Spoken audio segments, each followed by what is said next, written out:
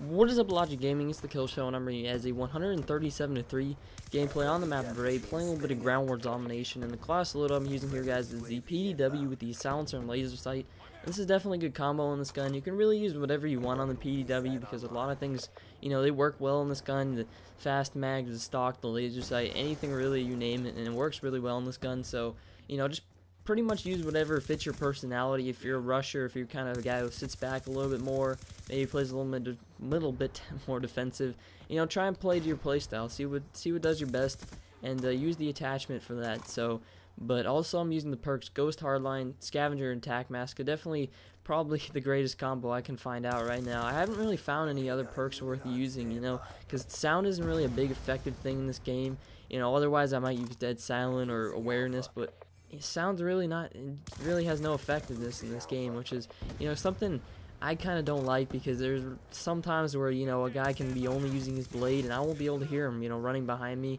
Where in like one of the older Call of Duties, I could have easily heard a guy running right behind me, but that's kind of a shame. So, but the good thing is, I can't get sound horde myself, but as I said, it kind of goes both ways there. So, but what I'm doing mainly in this gameplay is I'm spending most of it in the spawn, as you guys will see. That's really what you want to do. You want to try and be the only guy in the spawn and stay as far away from your teammates as possible. I can't stress that enough, how much you want to stay as far from your teammates as possible. You guys will see, look, I'm all grouped up and cap the flag now, so you'll see me pretty much try and run as far away as I can from them, because where your teammates are is where the enemy is not, and where you don't want to be, I guess, if that makes sense. Because teammates, they just are bad for so many reasons. There's so many times where you'll think a teammate will have you covered. He won't, because he's bad and he will get you killed. And there's so many times where you'll think, oh, he's in that area, there can't be an enemy there, and then the next thing you know, you're getting shot in the back. So you definitely want to stay as far away from teammates as possible. That's kind of one thing you pick up when you get kind of more into the game and you kind of realize things, is you definitely just want to stick to where your enemy or where your teammates are not, because where your teammates are not, enemies will be. And that's going to help you flank a lot, because when enemies are paying attention to your teammates, it kind of makes it easier to flank around. So that's definitely a quick tip there. But as you guys can see, the kill streaks I'm using in this game, the VSAT, Dogs, and Swarm, definitely a good combo. I'll probably be trying to bring you guys something different, maybe on this channel, maybe in my next post. Maybe switch it up a bit. I do have 100+ with some low streaks. I mean, let me know in the comment section, actually, what are some kill streaks you guys want me to try and get, 100+s with. I definitely, try it out and see what I can do.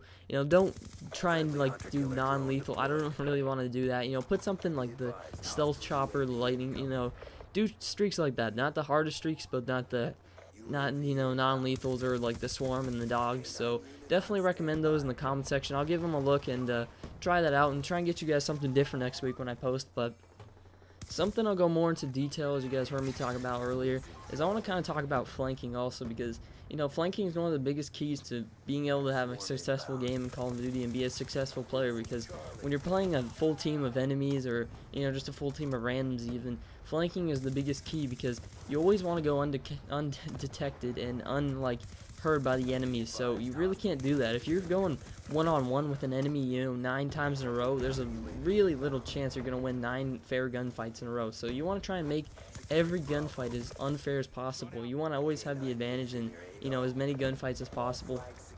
So that's where flanking comes into the key. What you got to do for flanking is pretty much you always want a silencer or maybe a ghost perk, because you want to be able to stay off the radar as much as possible. So that way you can have the, easiness of getting around the enemies. So, but when you're doing flanking, you really just want to try and stick towards the outsides of the map. Try and make your way to the back of the spawn as quickly as possible, and kind of as silently as possible. And also, when you're flanking, a quick tip is also, whenever you kill someone, you always want to move. You guys will pretty much always see me move away from an area where I kill people.